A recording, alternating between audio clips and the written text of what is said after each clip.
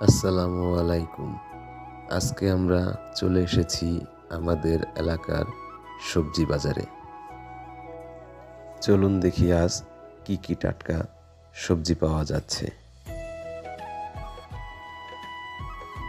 দেখুন, এগুলো একেবারে টাটকা সবজি, সকালে ক্ষেত থেকে তোলা হয়েছে। রং, আকার আর সতেজতাই বলে দিচ্ছে এগুলা কতটা ফ্রেশ।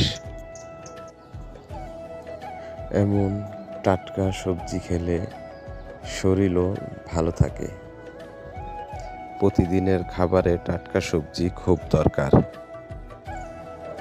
ভিডিওটি ভালো লাগলে লাইক দিন, কমেন্টে জানান আপনার এলাকার সবজি বাজার কেমন, আর এমন ভিডিও পেতে ফলো করুন।